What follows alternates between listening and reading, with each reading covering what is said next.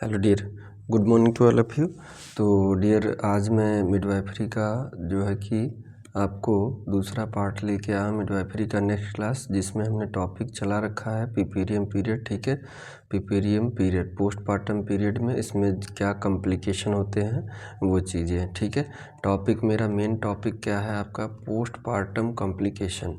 Postpartum complication और part first हमने पढ़ा दिया, और उसके बाद आज पार्ट सेकंड, और पार्ट सेकंड में हम बात करेंगे। फर्स्ट में हमने पीपीएच के बारे में बात कर लिया।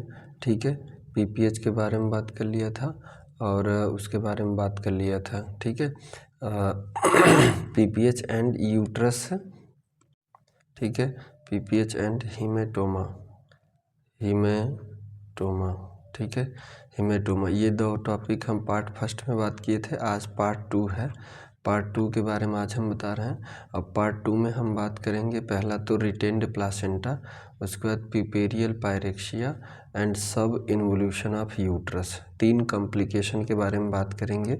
ठीक है, जो कि बेहद इम्पोर्टेंट है, क्वेश्चन बहुत आता है। आप चाहे कॉम्पिटिटिव में बैठ रहे हैं और तो चाहे कोर्स में किसी बीएससी नर्सिंग के कोर्स में 6 सेम या 7 सेमेस्टर में, या तो फिर जेएनएम थर्ड ईयर में है।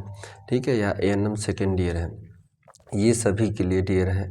ठीक है, बीएससी नर्सिंग, ठीक है, बीएससी 6 सेम में सिक्स्थ या 7 सेमेस्टर में। ठीक है, उसके बाद जेएनएम थर्ड ईयर में। ठीक है, एएनएम सेकेंड ईयर में। तो ये सभी बच्चे जो हैं इनको पूछा जा, और सेकेंड ईयर के यानी ANM final year, third year final year और बीएससी फाइनल ईयर। देखिए, फाइनल ईयर में ही रखा जाता है, यानी कि फाइनल, इसके जस्ट बाद ही अब आपको कॉम्पिटिटिव एग्ज़ाम में नर्सिंग में बैठना रहेगा। ठीक है, चाहे वो जेएनएम के एंट्रेंस, पोस्ट बीएससी के एंट्रेंस जेएनएम के लिए, पीबी के एंट्रेंस के लिए, एएनएम में, चाहे वैकेंसी के लिए, जो भी है। ठीक है, तो ये सभी क्वेश्चन पूछे जाते हैं इस टॉपिक से। तो आज हम जिस टॉपिक पे बात करने वाले, 3 टॉपिक है आपका, रिटेन्ड प्लासेंटा, पिपेरियल पायरेक्सिया एंड सब इन्वोल्यूशन ऑफ यूट्रस। ठीक है, तो चलिए आइए देर नहीं करते हैं और अपने क्लास को आगे हम आपको बताते हैं। तो पहला है रिटेन्ड प्लासेंटा। ठीक है, रिटेन्ड प्लासेंटा आपका है, रिटेन्ड प्लासेंटा, रिटेन मतलब कि रुका हुआ प्लासेंटा, यानी कि यूट्रस में प्लासेंटा रह गया। ठीक है, यूट्रस में प्लासेंटा अगर रह गया, ठीक है, तो उसे रिटेन्ड प्लासेंटा कहते हैं हम। ठीक है, तो बेबी का एक्सपल्सन हो गया, थर्ड स्टेज में क्या हुआ कि प्लासेंटा भी निकल गई, लेकिन प्लासेंटा का कुछ पार्ट रिटेन रह गया। ठीक है, या फिर मेजर पार्ट इसमें रह गया यूट्रस में, तो वो कंटिन्यू ब्लीडिंग काज करता है। तो आज हम रिटेन्ड प्लासेंटा के बारे में बात करें। अच्छा, ये रिस्क फैक्टर भी, पीपीएच का रिस्क फैक्टर भी है या कारण भी है, पीपीएच का काज भी है, जो कि ये पीपीएच करा सकता है। ठीक है, तो आइए ये क्या होता है इसके बारे में हम बताते हैं। तो रिटेन्ड प्लासेंटा, रिटेन्ड प्लासेंटा देखिए WHO क्या कहता है कि the placenta said to be retained when it is not expelled out even 30 minute after delivery. तो डियर, ये WHO क्या कहता है कि, और नॉर्मली हमने कहा था प्लासेंटा का डिलीवरी 5 से 30 मिनट, ठीक है, 5 से 30 मिनट के अंदर, आधे घंटे के अंदर प्लासेंटा को डिलीवर हो जाना चाहिए। ठीक है, डिलीवर हो जाना चाहिए, लेकिन इतने टाइम में अगर डिलीवर नहीं हो रहा है, प्लासेंटा यूट्रस में ही है, चाहे होल प्लासेंटा हो चाहे टुकड़े हो, ठीक है, तो प्लासेंटा, अगर प्लासेंटा यहीं यूट्रस में ही रह गया, 30 मिनट से ऊपर हो गया, तो उसे रिटेन्ड प्लासेंटा कहते हैं। मिनिमम नॉर्मली सामान्यतः आधे घंटे के अंदर उसको बाहर आ जाना चाहिए प्लासेंटा को। ठीक है, 5 से 30 मिनट के अंदर डिलीवर हो जाना चाहिए थर्ड स्टेज में। ठीक है, थर्ड स्टेज में डिलीवर हो जाने, प्लासेंटा को आउट हो जाना चाहिए, बाहर आ जाना चाहिए यूट्रस के। लेकिन अगर इतने टाइम के अंदर अगर नहीं आ रहा है, तो वो रिटेन्ड प्लासेंटा की कैटेगरी में चला जाएगा। यानी अब हम स्पेशल तरीके से ट्रीट करेंगे इस महिला को, या मेजर देखभाल करेंगे, मतलब कि स्पेसिफिक केयर देंगे। तो इसमें देखिए मैनेजमेंट इसका क्या है, अगर ऐसा केस हो गया तो उसको कैसे मैनेज करना है। और डिफिनीशन की बात करें तो देखिए, रिटेन्ड प्लासेंटा का होता क्या है, रिटेन्ड प्लासेंटा का, तो the placenta said to be retained when it is not expelled out, यानी कि बाहर नहीं आया even 30 minute after delivery. Delivery को 30 मिनट हो गए, 30 मिनट हो गए, ठीक है, लेकिन अभी प्लासेंटा बाहर नहीं आया। ठीक है, तो आइए चलिए इसका आगे और इसका कारण और इसका साइन सिम्टम, इसका मैनेजमेंट देख लेते हैं कि क्या दिक्कत है। ठीक है, तो अगला हम बात करेंगे, देखिए काज में कि रिटेंड प्लासेंटा क्यों, मतलब कि डिलीवरी के बाद प्लासेंटा उसी में है, क्यों बाहर नहीं आ रहा है। तो कारण हो सकता है पुअर वॉलेंट्री एक्सपल्सन एफर्ट। ठीक है, पुअर वॉलेंट्री एक्सपल्सन एफर्ट, यानी कि जो एफर्ट है यूट्राइन कॉन्ट्रैक्शन एटॉनिक यूट्रस वजह से, एटॉनिक यूट्रस की वजह से, या फिर अपनी इच्छा से जो है कि यूट्राइन मसाज करना पड़ रहा है तब बाहर आ रहा है, या तो फिर वैसे ही नहीं आ रहा है। पुअर वॉलेंट्री एक्सपल्सन, वॉलेंट्री मतलब अपनी इच्छा से, ठीक है, वॉलेंट्री एक्सपल्सन एफर्ट, माने कि वुमेन्स प्रयास नहीं कर पा रही है, उसकी वजह से कभी कभी होश हवास नहीं रहता है, बेहोश हो जाती है, ऐसी कुछ महिलाएं मिलती हैं। और या तो फिर यूट्राइन में कॉन्ट्रैक्शन ही नहीं हो रहा, यूट्रस में कॉन्ट्रैक्शन ही नहीं हो रहा। ठीक है, मॉर्बिड एडहेरेंट प्लासेंटा, देखिए मॉर्बिड एडहेरेंट प्लासेंटा ये होता है कि जैसे कि प्लासेंटा जो है कि इसमें अटैच रहता है। ठीक है, मॉर्बिड एडहेरेंट प्लासेंटा। ठीक है, मैं अभी प्लासेंटा जब प्रीविया पढ़ाऊंगा, प्लासेंटा प्रीविया और एक्रेटा पढ़ाऊंगा, ठीक है, उसमें प्लासेंटा प्रीविया जब पढ़ाएंगे तो प्लासेंटा के जो मायोमेट्रियम हो गया, मायोमेट्रियम के बाद आपका देखिए ये एंडोमेट्रियम। ठीक है, तीनों लेयर के बारे में हम वो करके तब बता रहे हैं आपको। ठीक है, देखिए, और ये क्या है, पेरीमेट्रियम है। तो हुआ क्या कि प्लासेंटा जो है, ठीक है, देखिए प्लासेंटा कहाँ अटैचमेंट है, इधर अटैचमेंट है। पहली बात तो यहाँ यूट्रस में यहाँ होना चाहिए, इधर होना चाहिए फंडस रीजन में, लेकिन फंडस रीजन में ना होके प्लासेंटा लोअर यूट्राइन सेगमेंट में यहाँ कहीं अटैच हो गया, तो इसे कहते हैं प्लासेंटा प्रीविया। अब ये कई टाइप का होता है, प्लासेंटा एक्रेटा, ठीक है, प्लासेंटा एक्रेटा, प्लासेंटा इनक्रीटा और प्लासेंटा मार्जिनेटा। ठीक है, तो ये चीज़ें आ जाती हैं। तो इसमें अब एक्रेटा में क्या है, देखिए इसमें क्या होता है कि इनक्रीटा, एक्रेटा और परक्रीटा। ठीक है, प्लासेंटा इनक्रीटा, एक्रेटा और परक्रीटा। ठीक है, तो ये एडहेरेंट प्लासेंटा मतलब चिपका हुआ, प्लासेंटा चिपका हुआ छोड़ ही नहीं रहा है। ठीक है, यानी कि वजह ये हो सकता है कि प्लासेंटा जो एंडोमेट्रियम तक ही अटैच होना चाहिए, लेकिन क्या होता है वो पेरीमेट्रियम तक आ जाता है। तो इसमें भी डिग्री ये है कि अगर मायोमेट्रियम तक अंदर तक सिर्फ आया है तो उसे प्लासेंटा इनक्रेटा परक्रेटा इसी हिसाब से बताएंगे। तो यानी कि जो प्लासेंटा प्रीविया है उसके बारे में ये कह रहा है, ऐसा केस है तब प्लासेंटा नहीं छोड़ रहा है। ठीक है, यानी एंडोमेट्रियम कवाल को नहीं छोड़ रहा है। दूसरा अगला है partial separation due to hour glass concentration and excessive irregular contraction of an organ at its centre. ठीक है, तो यानी कि जो सेपरेशन प्लासेंटा जो सेपरेट होता है, चाहे आप कंट्रोल कॉन्ट्रैक्शन से मेथड से करें, चाहे मैनुअली रिमूव करें। ठीक है, मैनुअली रिमूव करें। देखिए कंट्रोल कॉन्ट्रैक्शन का भी मैंने क्लास ले लिया है, अच्छे से बताया है, और मैनुअल रिमूवल ऑफ प्लासेंटा इसको भी हमने बता दिया है। ठीक है, बढ़िया से वीडियो 3D में भी मैनुअल का हमने बताया, कंट्रोल कॉन्ट्रैक्शन कि प्लासेंटा को रिमूव कैसे किया जाता है। ठीक है, तो यहाँ पे ये कह रहा है कि partial separation due to hour glass का मतलब 1 घंटे से ऊपर हो गया, वो थोड़ा सा छोड़ के उतने पे बना हुआ है। हावर ग्लास कंसंट्रेशन यानी कि उसी पे बना हुआ है, उसी पे सांद्र है। An excessive irregular contraction of an organ at it's concentration its centre, यानी कि देखिए हम बता रहे हैं कैसे कि ये प्लासेंटा जो है कि यहाँ से छोड़ दिया। ठीक है, देखिए इसका मतलब हावर ग्लास का मतलब समझ लिए, हावर ग्लास। ठीक है, हावर ग्लास का मतलब है हावर ग्लास कंसंट्रेशन का मतलब देखिए कि excessive irregular concentration of an organ at its center like that। जैसे देखिए इधर से भी छोड़ दिया और इधर से भी छोड़ दिया, लेकिन सेंटर अभी पकड़े हुए और बहुत ज़्यादा कंसंट्रेट होके मतलब अच्छे से पकड़े हुए, और इधर वाला छोड़ दिया और इधर वाला छोड़ दिया, ठीक है। तो ऐसे केस में देखने को मिलता है कि प्लासेंटा छोड़ नहीं रहा है, वो रिटेंड है, अंदर ही है, ठीक है। तो ये काज हो सकते हैं। काज में क्या क्या आपको हमने बताया, पुअर वॉलेंट्री एफोर्ट, मतलब अपनी इच्छा से वो एफोर्ट नहीं लगा पा रहे। यूट्रस में टोनिसिटी नहीं हो रही है, यानी कॉन्ट्रैक्शन नहीं हो रहा है। मॉर्बिड एडहेरेंट प्लासेंटा, यानी कि प्लासेंटा पर क्रेटा हो गया या इन क्रेटा या फिर ए क्रेटा, ठीक है। अभी मैं प्लासेंटा प्रीविया बताऊंगा तो वो तीनों बता दूंगा। बाकी हम कंट्रोल कॉन्ट्रैक्शन के बारे में क्लास बढ़िया से बता चुके हैं आपको। मैनुअल रिमूवल ऑफ प्लासेंटा ये भी बता चुके हैं, ठीक है।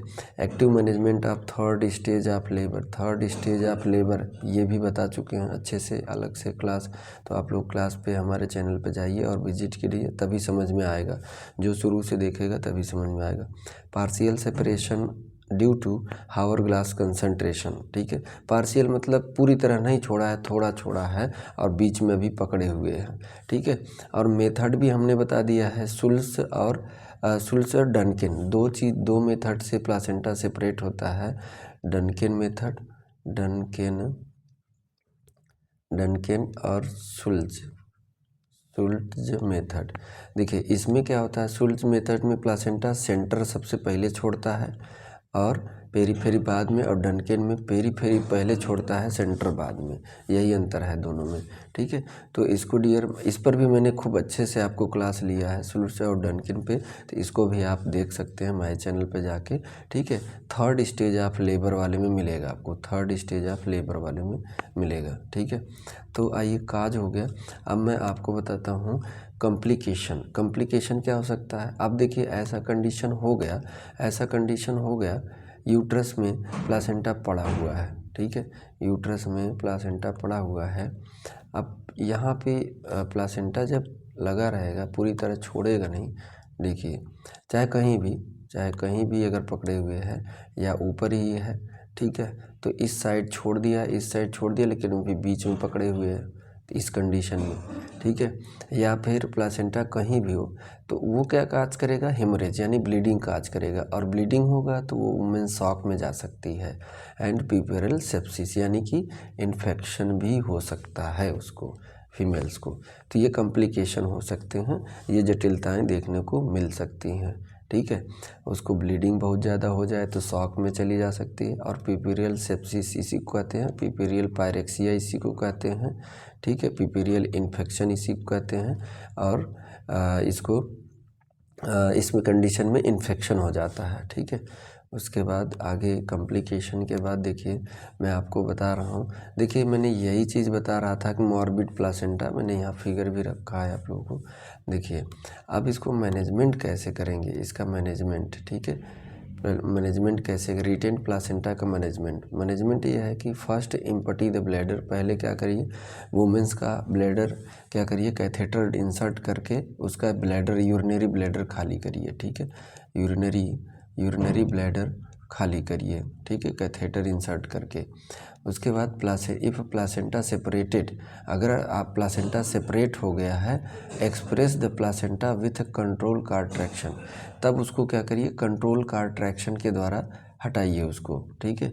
कंट्रोल कॉन्ट्रैक्शन में क्या होता है, एक हाथ फंडल हाइज पे रखना है, फीमेल्स के फंडस पे रखना है, और दूसरा जैसे देखिए मैं बता रहा हूँ ये, ठीक है, ऐसे लेटे हुए,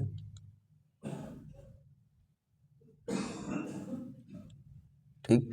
तो एक हाथ आपका यहाँ पे फंडस पे होना चाहिए और दूसरा हाथ जो है अम्बिलिकल कार्ड को क्या करना चाहिए, यहाँ पे फोर्सेप्स से ऐसे लपेट के और धीरे धीरे इसको ऐसे खींचना चाहिए।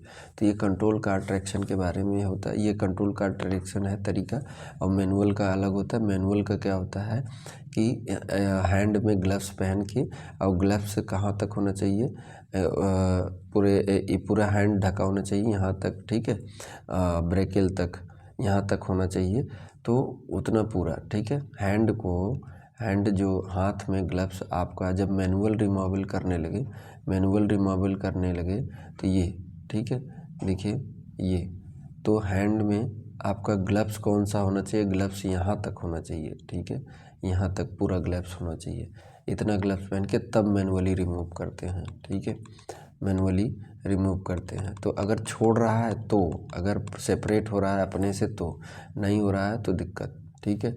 इफ़ अनसेपरेटेड प्लासेंटा, अगर प्लासेंटा नहीं छोड़ रहा है तो मैनुअल रिमूवल करिए, manual removal of placenta under the general anaesthesia, ठीक है। If morbid adherent placenta cut and ligate umbilical cord close to base and remain part will autolysis. देखिए इसका लैंग्वेज अभी बड़ी लाइन है लेकिन बहुत सिंपल है, मैं बता रहा हूँ। Self digestion that occur in tissue और cell by enzyme in the cell themselves such as occur after death and in some pathological condition। देखिए ये है क्या चीज़, मैं बता रहा हूँ आपको, ठीक है, मैं आपको बता रहा हूँ, तो ध्यान दीजिएगा। ये चीज़ मॉर्बिड एडहेरेंट प्लासेंटा, पहली बात तो ये शब्द का मतलब हमने बता दिया आपको। मॉर्बिड एडहेरेंट प्लासेंटा का मतलब देखिए इसमें जो है कि थोड़ा सा मैं जूम कर दूं आपको तब फिर बताऊं। मॉर्बिड एडहेरेंट प्लासेंटा,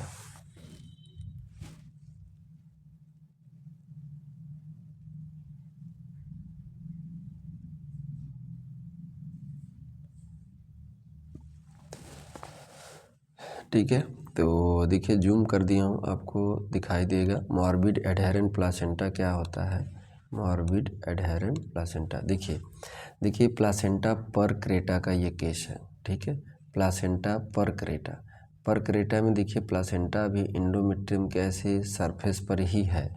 अब प्लासेंटा एक्रेटा मतलब देखिए मायोमेट्रियम के अंदर तक ये घुसाया है, ठीक है, यहाँ पे।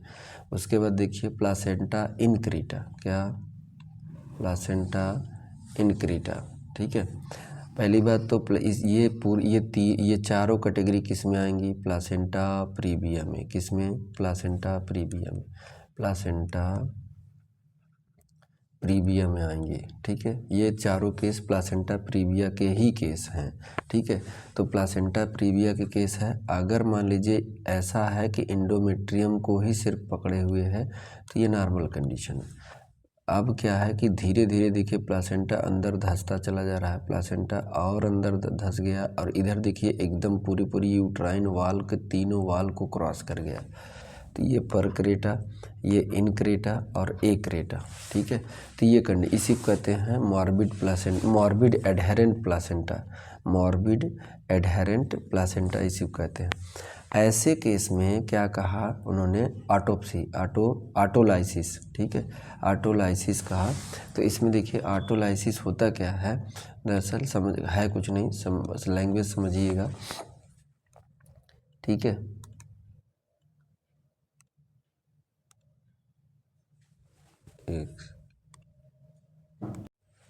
तो देखिए इसमें मैं क्या कर रहा हूँ, देखिए उसमें क्या कहा कि कट कर देना है, ठीक है, कट कर देना है इस कंडीशन। अगर प्लासेंटा क्या है, एडहेरेंट है, चिपका हुआ है। एडहेरेंट मतलब चिपकना, चिपका हुआ है, वो छोड़ ही नहीं रहा है, प्लासेंटा छोड़ी।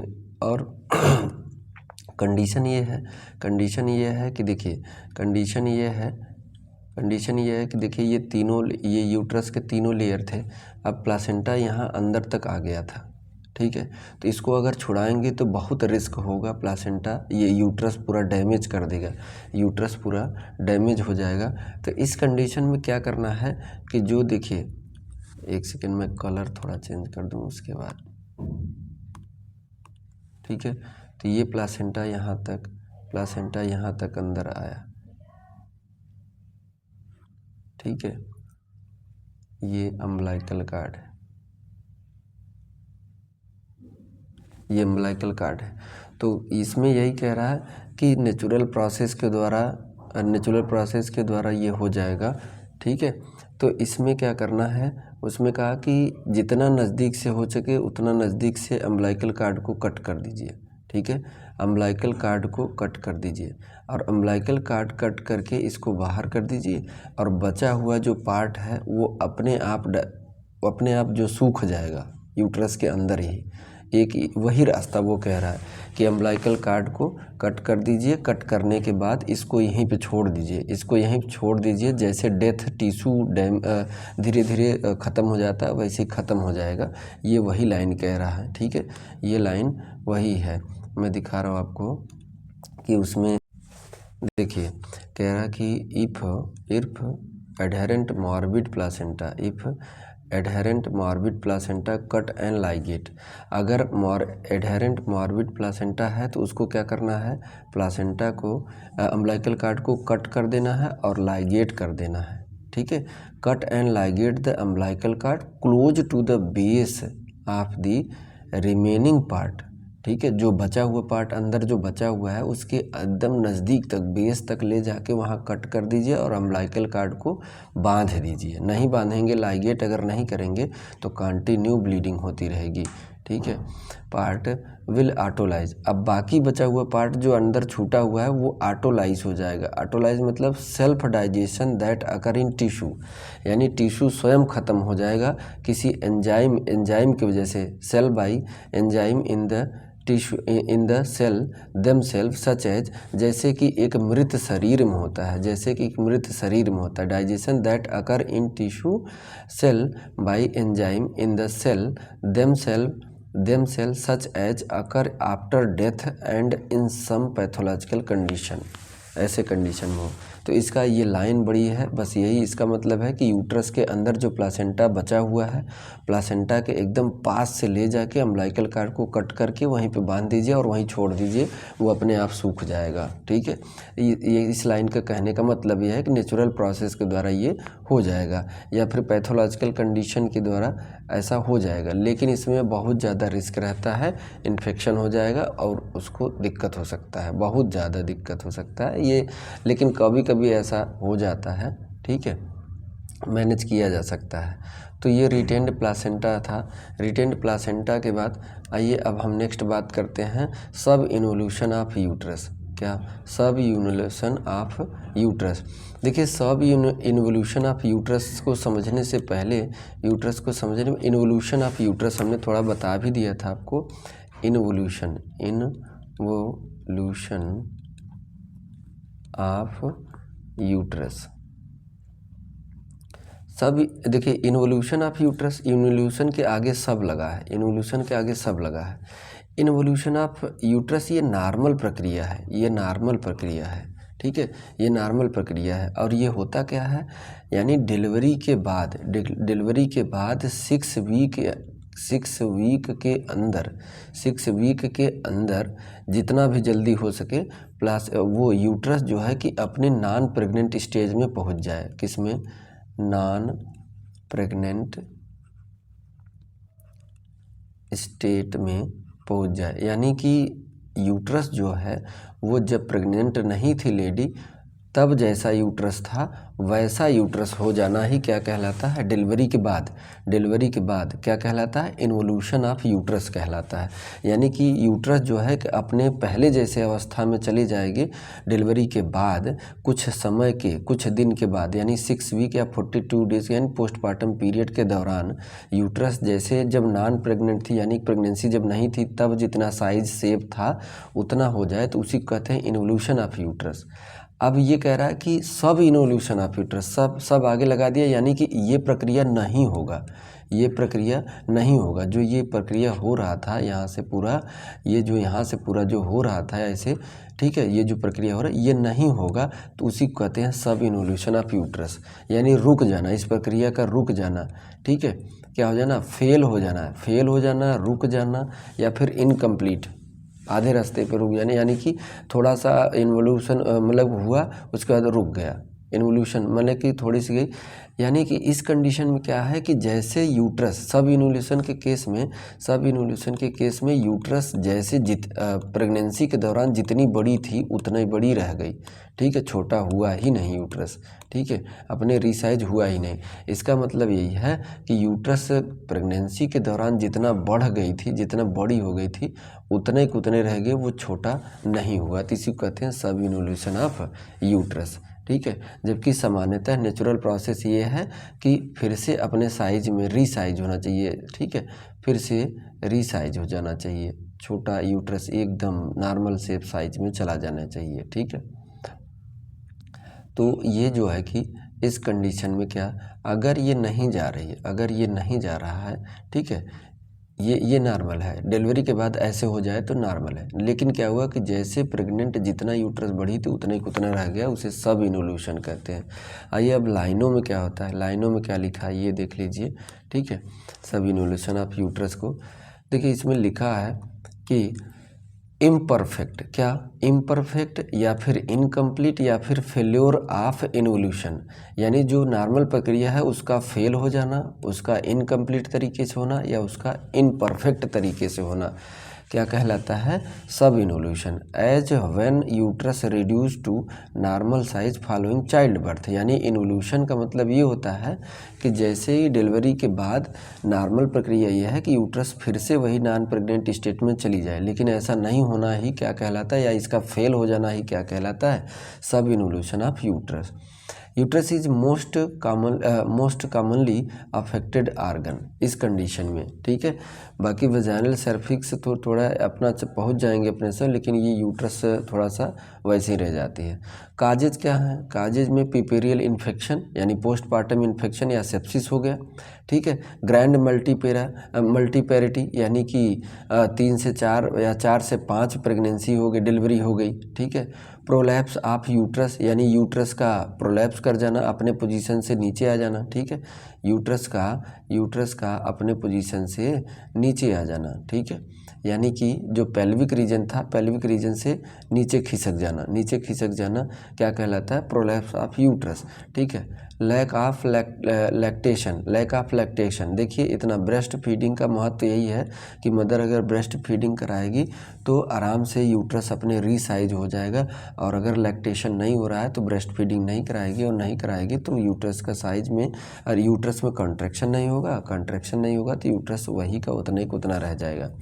या फिर सिजेरियन सेक्शन से डिलीवरी हुई हो उस केस में भी देखने को मिलता है, या फिर मैटरनल इल, या फिर माता को कोई बीमारी हुई है, हेल्थ से इशू है, ठीक है, या फिर over distension of uterus bye multiple pregnancy, या फिर पॉलीहाइड्रोमिनियाज की वजह से क्या हुआ कि यूट्रस का शेप साइज उतना बना रह गया। तो ये कारण कई हो सकते हैं। उसके बाद आगे देखिए क्या है कि साइन सिम्टम में क्या होगा, एबनॉर्मल लोकिया डिस्चार्ज होगा, ठीक है। लोकिया के बारे में भी हमने पिछले क्लास में ही बता दिया अच्छे से, ठीक है। इरेगुलर एक्सेसिव यूट्राइन ब्लीडिंग होने लगे, इरेगुलर क्रैम्प लाइक पेन, ठीक है। इंक्रीज यूट्राइन हाइट, यानी कि क्या होता है कि डिलीवरी के बाद यूट्रस का डिलीवरी के बाद, ठीक है, डिलीवरी के बाद यूट्रस एकदम नीचे आ जाता है, ठीक है। यहाँ पे ये यूट्रस यहाँ आ जाता है, लेकिन क्या हुआ कि अभी भी उसकी हाइट एकदम अम्बलाइकस के ऊपर पता चल रहा है, तो इंक्रीज यूट्राइन हाइट, ठीक है। इरेगुलर क्रैम्प लाइक पेन, ठीक है, इंक्रीज यूट्राइन हाइट, अच्छा दोनों एक बार हो गया, दोनों रिपीट हो गया, सॉरी, ठीक है। ये उसके बाद देखिए मैनेजमेंट क्या है, एडमिनिस्टर मेथिल एर्गोविन मैलेट, जिसे मेथर्जिन कहते हैं, एडमिनिस्टर करना है। To provide sustained concentration of uterus, ठीक है, sustained concentration of uterus. Elevate leg to promote venous drainage, यानी कि मदर का पैर जो है कि ऐसे अगर लेटी है तो उसका पैर जो है ऐसे थोड़ा सा हल्का सा उठा दीजिए, हेड लेग इंड जो है उठा दीजिए, ठीक है। पिलो वगैरह लगा के, या तो फिर जो है कि बेड अच्छा है पोर्टेबल बेड है, इलेक्ट्रॉनिक बेड है, तो आप हेड रीजन उठा सकते हैं, ठीक है, सॉरी पैर वाला रीजन उठा सकते हैं, क्योंकि अब के जो मॉडर्न बेड आते हैं वो 3 पार्ट में आते हैं, ठीक है। बेड जो है 3 पार्ट में, एक ये, एक ये, एक ये। आपको हेड एंड उठाना है तो हेड एंड उठा दीजिए, अगर लेग वाला उठाना है तो लेग वाला उठा दीजिए, गिरा दीजिए, और अगर इन दोनों को ना छोड़ के बीच वाला उठाना है तो बीच वाला भी उठता है। तो ऐसे बेड आ गए हैं, ठीक है। तो ये ऐसे करना है। उसके बाद क्या करना है, एलिवेट करने के बाद, क्योंकि वेनस ड्रेनेज यानी कि वेन जो नीचे वेन में ब्लड है वो आए मदर के साइड पे, वो आए मदर के साइड पे, तो उसे रिलीफ मिलेगा। एनकरेज फ्रिक्वेंट वाइडिंग यानी कि यूरिन डिस्चार्ज करे जल्दी जल्दी, ठीक है, यूरिन इकट्ठा ना होने पाए, ठीक। तो ये है मैनेजमेंट। अब अगला टॉपिक है आपका, अगला टॉपिक है पिपेरियल पायरेक्सिया या फिर पिपेरियल सेप्सिस इसी को कहते हैं, या फिर चाइल्ड बर्थ फीवर कहते हैं, या फिर पोस्टपार्टम सेप्सिस बोलते हैं इसको, ठीक है। तो ये होता क्या है, ये इन्फेक्शन है, पोस्टपार्टम पीरियड में इन्फेक्शन हो जाता है, उसकी वजह से फीवर हो जाता है 104 डिग्री फ़ारेनहाइट या फिर 38 डिग्री सेल्सियस, ठीक है। तो ये है। देखिए आगे ये होता क्या है, इसका डेफिनेशन की बात करें तो देखिए ध्यान दीजिएगा, any infection of the genital tract delivery के बाद, कब, डिलीवरी के बाद, दैट अकर विदिन 6 वीक या फिर कुछ बुकों में दिया है विदिन 28 डेज, ठीक है, इसलिए कंफ्यूज मत होइएगा। कुछ बुकों में 28 दिया है और कुछ बुकों में दिया है विदिन 6 वीक। 6 वीक इन्होंने पोस्टपार्टम पीरियड का बात कर लिया, और इन्होंने पहले 3 हफ्ते की बात कर रहे, ठीक है। तो वही 28 दिन मतलब वही हाफ, ठीक है, यानी लगभग कि 3 हफ्ते बाद। आफ्टर चाइल्ड बर्थ या फिर एबॉर्शन, चाहे एबॉर्शन हुआ हो चाहे चाइल्ड बर्थ हुआ, उसके 28 दिन अगर आपको क्वेश्चन में दिया है तो 28 दिन भी होगा, और 28 दिन होगा तो 6 वीक नहीं होगा, तो दोनों में से एक होगा। 6 वीक होगा तो 6 वीक लगा दीजिएगा, 28 डे होगा तो 28 डे लगाइए, लेकिन अगर दोनों होगा तो 28 डे लगा दीजिएगा, ठीक है। तो ये है कॉल्ड पिपेरियल सेप्सिस, ठीक है, पिपेरियल सेप्सिस इसको कहते हैं, यानी डिलीवरी या एबॉर्शन के 6 वीक के अंदर या फिर 28 दिन के अंदर जब इन्फेक्शन हो जाएगा जेनाइटल ट्रैक्ट में, तो उसे कहते हैं पिपेरियल पायरेक्सिया या फिर पिपेरियल सेप्सिस या फिर चाइल्ड बेड फीवर, ठीक है, चाइल्ड बेड फीवर। उसका अगला देखिए, इसका क्या है कि टेम्परेचर मोर देन, इस कंडीशन में क्या होता है, temperature more than 100.4 degree Fahrenheit, इससे ज़्यादा टेम्परेचर आएगा मदर को जिसको इन्फेक्शन हुआ है, या इसी को 38 डिग्री सेल्सियस में ओरली यानी माउथ से जब टेम्परेचर लेंगे तब, ठीक है। ऑन 2 सेपरेट ओकेजन यानी कि 24 घंटे के अंदर 2 बार लेने पे अगर टेम्परेचर इतना ही बना है तो यानी कि पोस्टपार्टम पीरियड में उसको इन्फेक्शन हो गया है, ठीक है। Interval from first day to 10th day of the delivery called puerperal pyrexia, ठीक है, ये हो गया। उसके बाद आगे क्या है, ठीक है, काज, आगे कारण क्या है, इसका कारण मैं बता दे रहा हूँ, काजेज क्या है, तो infection into genital tract due to complication of delivery, ठीक है, डिलीवरी में कोई कॉम्प्लिकेशन आ गया था, ठीक है, माल प्रेजेंटेशन था, या फिर डिलीवरी प्रोलॉन्ग हो गई थी, नहीं हो रहा था, या फिर पीपीएच का केस था, ब्लीडिंग कंटिन्यू हो रही, या रिटेंड प्लासेंटा था, कोई भी कारण हो सकता है। जितने भी कॉम्प्लिकेशन में बताया वो कोई भी कारण हो सकते हैं किसका, इन्फेक्शन का, ठीक है। एट स्टार्टिंग लेबर सम, ठीक है, जब लेबर स्टार्ट होता है तो some common cell microorganism in vaginal flora are present, यानी आपको पता है कि वेजाइना में कौन सी बैक्टीरिया प्रेजेंट होती है, डुओडेनल बैसिली बैक्टीरिया, 60 से 70% यही बैक्टीरिया पाई जाती है, ठीक है। If delivery conducted in aseptic condition, ठीक है, एसेप्टिक कंडीशन, तो क्या हो जाएगा, इन्फेक्शन हो जाएगा। देन इट में रिमेन हार्मलेस। देखिए वही बैक्टीरिया क्या थी कि वेजाइनल के मीडियम को एसिडिक बना के रख रही थी, यानी सुरक्षा प्रोवाइड करा रही थी, लेकिन जब आपके ब्लड यानी कि मदर के ब्लड या फ्लूइड को संपर्क में आया तो वो इन्फेक्शन कर दिया। वही बैक्टीरिया डुओडेनल बैसिली बैक्टीरिया जो पहले था, वो फ्लोरा प्रेजेंट था वेजाइना में, वो फ़ायदे करता, बेनिफिट पहुंचाता, लेकिन कैसे क्या किया कि जैसे ही यहाँ पे ब्लड और वो इकट्ठा हुआ तो यही हार्मलेस हो गया बैक्टीरिया, ये harm. But in sepsis it be harmful. ठीक है, क्या होता है कि जब ये क्या होता है, अगर बढ़िया से इन एसेप्टिक टेक्निक को मेंटेन करके अगर डिलीवरी कराया जा रहा है तो ये बैक्टीरिया हार्मलेस होती है। क्या करती है, हार्मलेस होती है, रिमेन हार्मलेस। लेकिन अगर बढ़िया हाइजीनिक कंडीशन नहीं मेंटेन किया गया, अगर सेप्सिस हो गया तो वही बैक्टीरिया हार्मफुल हो जाता है। ठीक है, urinary tract infection, urinary tract infection हो गया उसकी वजह से। मास्टाइटिस यानी ब्रेस्ट में इन्फेक्शन हो गया उसकी वजह से। इन्फ्लामेशन और इन्फेक्शन ऑफ द ब्रेस्ट।